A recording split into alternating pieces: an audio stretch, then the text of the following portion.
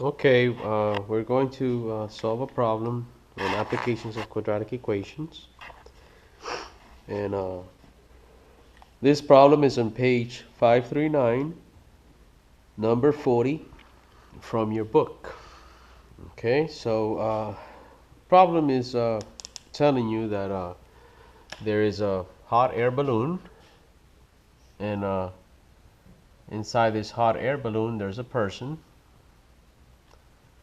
and this person is going to throw down an apple. Okay, so the apple's going to fall down, and obviously it's going to fall down to the ground, which is below it. And the hot air balloon is at a height of 154 feet. That's the height of the hot air balloon from the ground. And you need to determine how long it will take for the apple to hit the ground. The problem also gives you an equation, which is h is equal to negative 16t squared plus 154. In this equation, h is known as the height of the apple from the ground, and t is the time. As you know, as the time increases, the height will be closer and closer to the ground. Okay, so we want to answer the question, how long will it take the apple to hit the ground? With that in mind, we must understand that the height is going to be 0. Why 0? Because when the apple hits the ground, it's already on the ground. That means how high is it from the ground? It's 0 feet off the ground. Okay, so remember, h tells you how high the apple is from the ground. When the apple is in the ground, it's already on the ground, so the height is 0. Now we see here that we have a quadratic equation, but it's not in standard form. Standard form of a quadratic equation is ax squared plus bx plus c. Notice in here that we have the quadratic term and we have this term in here, but we don't have the middle term. Okay, so we're missing the bx. Well, it's always very good, okay, to write your quadratic equations in standard form. You need to write your quadratic equations in standard form. It's very important, because that will make it easier for us to apply the quadratic formula. Bx is not here, so I'm going to put 0t. Why t? Because we're using t, we're not using x in this problem. T for time. Since bx is not there, I have to put 0t plus 154. Okay, looking at this equation, we see that a is equal to negative 16, b is equal to 0, and c is equal to 154. Now we are ready to continue on, and we want to solve for t. So to solve for t, we notice that it's a trinomial that's equal to 0. Whenever you have a trinomial that's quadratic, because it has an exponent 2, the highest exponent is 2, by the way. Whenever you have a quadratic trinomial like this that's equal to 0, and you want to solve for the variable, you have to use the quadratic formula. So going back to the quadratic formula, remember, what is the quadratic formula? It's negative b plus minus the square root of b squared minus 4ac over 2a. This is the QF, the quadratic formula. Okay, so let's go ahead and put this information, the a, the b, and the c.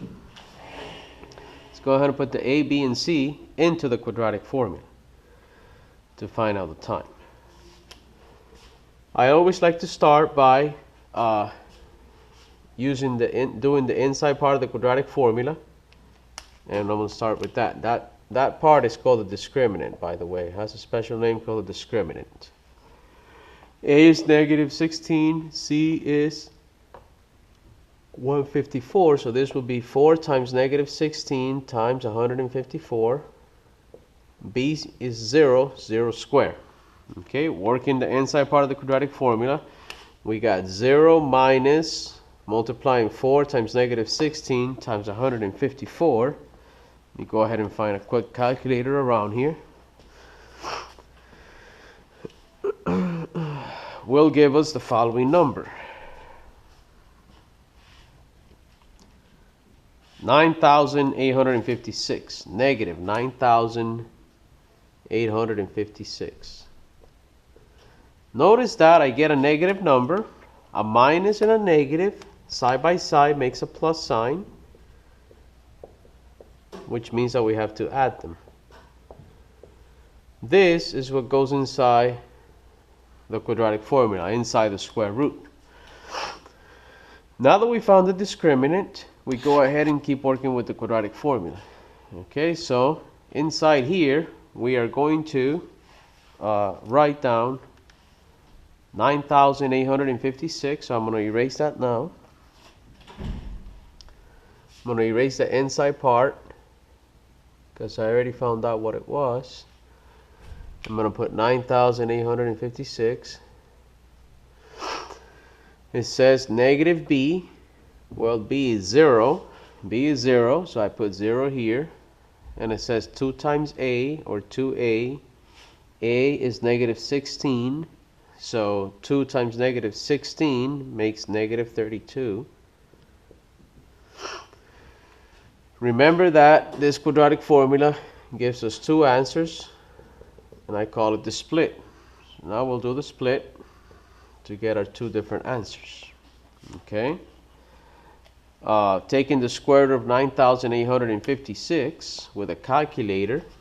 Okay, so using the square root of that will give me 99.27. Square root of 99.27.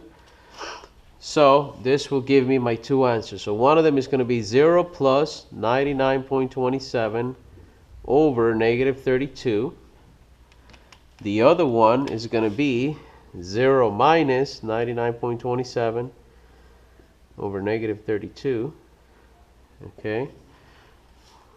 Working out the first fraction, we're going to end up getting 99.27 divided by negative 32. That will give me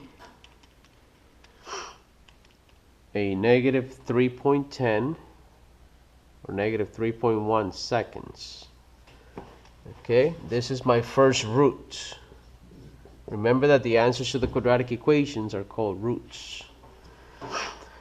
Likewise in here, 0 minus 99.27 is negative 99.27 divided by negative 32. That will be exactly positive 3.10 seconds. This is my other root. So one is positive and the other one is negative. Okay, so which one do we use? Well, remember the question was, how long does it take the apple to hit the ground? Okay, well, obviously time is not negative, so we're not going to use the negative root because it doesn't apply to time, but we'll use the positive one. So how long will it take the apple to hit the ground? 3.1 seconds. That's the answer. Okay, stay tuned. We're going to do more problems, application problems with quadratic equations.